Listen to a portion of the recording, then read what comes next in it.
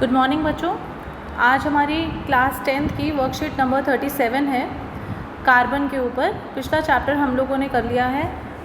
36 तक हम लोगों ने क्वेश्चन आंसर्स भी कर लिए थे धातु और अधातु के अच्छी तरह से। कोई क्वेरीज हो, क्वेश्चंस हो, यू आर ऑलवेज वेलकम। तो आज हम करेंगे कार्बन जीवन का तत्व, कार्बन एवं इसके यौगिक का ये चैप्टर है और इसका स्टार्ट होता है कार्बन जीवन का तत्व। यहाँ से देखेंगे, वर्कशीट सामने रखेंगे अभी सारे बच्चे और समझेंगे। कार्बन एक सर्वतोमुखी तत्व है जो सभी जीवों एवं हमारे उपयोग में आने वाली वस्तुओं जैसे भोजन, कपड़े, दवाओं, पुस्तकों आदि में पाए जाने वाले यौगिकों का मुख्य आधार है। मतलब कार्बन इज़ एवरीवेयर, कार्बन हर जगह है और हर चीज़ में है। हर चीज़ जो है वो कार्बन की बनी है। कितनी सारी आपके खाने, आप देखिए, आप कार्बन कोई भी चीज़ को आप जलाते हो तो काले रंग की हो जाती है, देखते हो ना। तो वो जो काला रंग है वो ड्यू टू कार्बन होता है, ठीक है।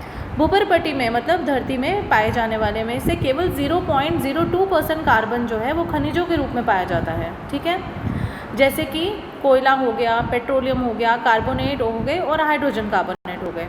और वातावरण में अगर वायुमंडल में बात की जाए तो 0.03% जो कार्बन डाइऑक्साइड प्रेजेंट है, ये आपको पता है, जो हम लोग छोड़ते हैं और हम पौधे जो हैं वो लेते हैं, अंदर ग्रहण करते हैं। कार्बन एक अधातु है। अब आया technical point, what is carbon. Carbon is a non metal. Carbon अधातु क्यों है? क्यों?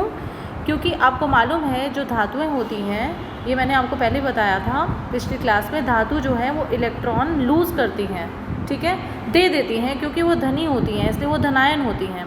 लेकिन जो कार्बन है वो क्या है? ऋणायन है, वो एक अधातु है, ओके। अब आप यही बोलोगे ना कि भाई कार्बन जो है वो एक अधातु है तो ऋणायन होगा। नहीं बेटा, इसके अंदर क्या होता है, कार्बन जो है वो एक्चुअली वैसे तो वो 4 इलेक्ट्रॉन दे सकता है, 4 इलेक्ट्रॉन ले भी सकता है, लेकिन प्रॉब्लम ये होती है कि इतने इलेक्ट्रॉन्स का देना और लेने में ऊर्जा बहुत ज़्यादा यूज़ होती है। तो यहाँ पे वो वाले आबंध नहीं बनते, आयनिक आबंध नहीं बनते जो हमने धातु और अधातु में पढ़े हैं, ठीक है। यहाँ पे एग्जैक्टली बनते हैं सहसंयोजी आबंध, जिसको कि इंग्लिश में कोवेलेंट बॉन्ड कहा जाता है। इसमें इलेक्ट्रॉन की शेयरिंग होती है, ठीक है।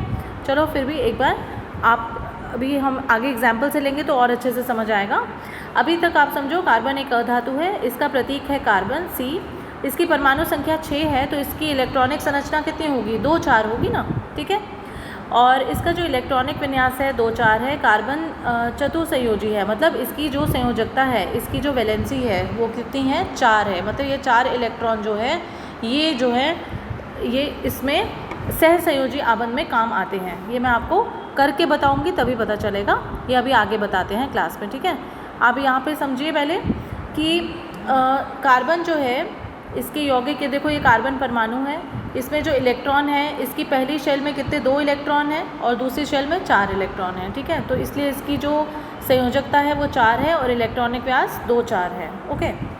अच्छा, फिर है कार्बन उत्कृष्ट गैस विन्यास कैसे प्राप्त करता है। मतलब आपको मालूम है सभी जो एलिमेंट्स होते हैं, तत्व होते हैं, वो उत्कृष्ट गैस मतलब नोबल गैस कॉन्फ़िगरेशन प्राप्त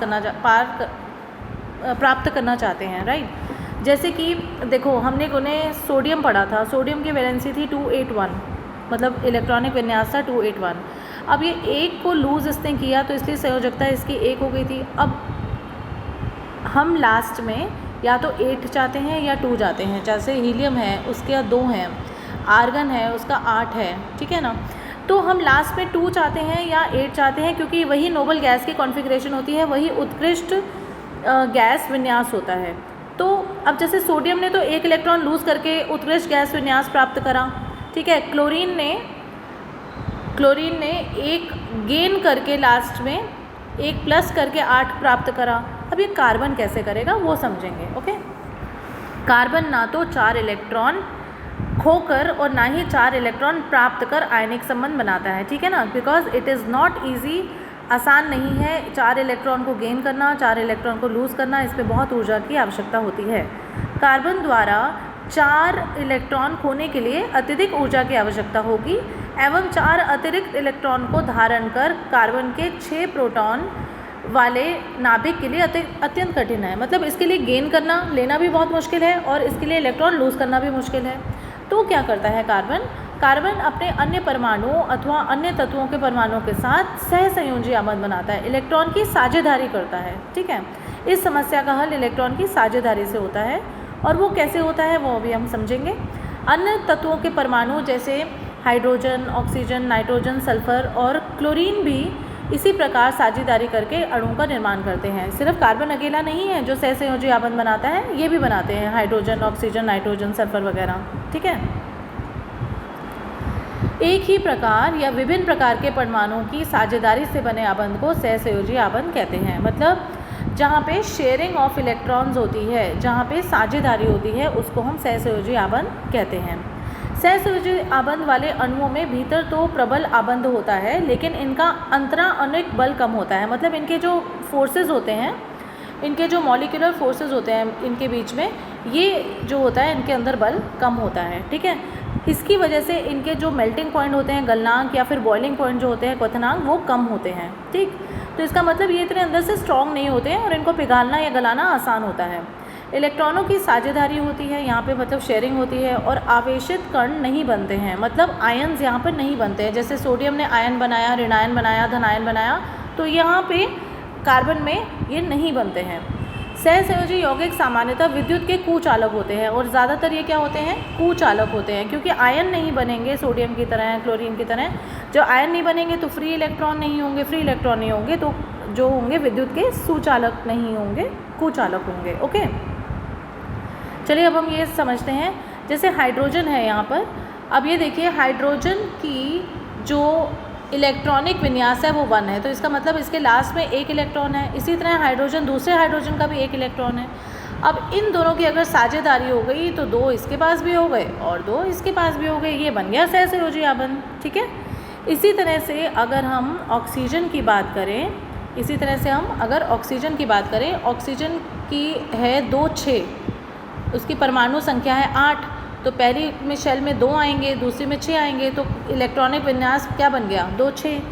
अच्छा ठीक है, अब ये 2 इलेक्ट्रॉन गेन करेगा। ठीक है, 2 इलेक्ट्रॉन गेन करेगा ना, ये कैसे करेगा, O2 के बीच में कैसे संबंध बनेगा, ये देखो, ये 2 इधर आ गए, 2 इधर आ गए और 2 इधर आ गए। ओके, यहाँ पे भी 2 इधर आ गए और 2 इधर आ गए और 2 इधर आ गए। अब ये देखो ये डबल बॉन्ड बन गया। अब इसके भी 8 हो गए और इसके भी 8 हो गए। ठीक है, तो ये क्या बन गया, सहसंयोजी आबंध। इसी तरह से ये नाइट्रोजन है, नाइट्रोजन में कैसे होता है, नाइट्रोजन में ये देखो 2, 5, मतलब इसके 5 इलेक्ट्रॉन्स होते हैं, 3 यहाँ पर हो गए और 2 यहाँ हो गए। दूसरे नाइट्रोजन में भी 3 यहाँ हो गए और 2 यहाँ हो गए। तो अगर ये बॉन्ड बन गया, ये बॉन्ड बन गया, ये बॉन्ड बन गया, तो ये ट्रिपल बॉन्ड बन गया। अब इनकी काउंटिंग करो तो 1, 2, 3, 4, 5, 6, 7, 8, हमें 8 ही चाहिए थे। अगर हम इधर की काउंटिंग करें 1, 2, 3, 4, 5, 6, 7, 8, ठीक है, तो 8 हो गए। ठीक, तो उत्कृष्ट गैस विन्यास या नोबल गैस कॉन्फ़िगरेशन हमें मिल गई। ठीक है, यही हम चाहते थे। ठीक, अच्छा, फिर उसके बाद है मीथेन। अगर हम मीथेन को देखें तो CH4 है उसका। ठीक है, अब कार्बन के जो हैं वो कितने हैं, 2, 4। ठीक, तो ये शेयरिंग कैसे करेगा, 1, 2, 3, 4, और हाइड्रोजन कितने हैं, 4, लेकिन हर हाइड्रोजन का जो है वो इलेक्ट्रॉनिक विन्यास 1 है। ओके, तो ये हमारे पास 1, 2, 3, 4 बन गए। ठीक, ये हमारा मीथेन मॉलिक्यूल बन गया। समझ आ गया। इसी तरह से जो ये ऑक्सीजन है, हाइड्रोजन है, सल्फ़र है, नाइट्रोजन है, क्लोरीन है, ये सारे के सारे क्या बनाते हैं, सहसंयोजी आबंध बनाते हैं। जैसे फॉर एग्जांपल HCl है, ठीक है, HCl है, उसमें क्या होगा, एक हाइड्रोजन, वो इसमें जो बॉन्ड बनेगा वो कौन सा बनेगा, आयनिक वाला। ठीक है, शेयरिंग वाला तो नहीं बनेगा। क्यों, क्योंकि इसमें हाइड्रोजन जो है वो लूज़ कर रहा है और क्लोरीन गेन कर रहा है। तो जहाँ पे लूज़ और गेन इलेक्ट्रॉन्स होते हैं वो होते हैं आयनिक बॉन्ड, और जो आज हमने करे जिसमें शेयरिंग ऑफ इलेक्ट्रॉन्स हो रहा है तो उसको हम कहते हैं सहसंयोजी आबंध। उम्मीद करती हूँ कि आपको क्लास समझ आई होगी। फिर भी कोई क्वेश्चंस हो, कोई क्वेरीज हो तो please, you are always welcome. Take care, bye bye.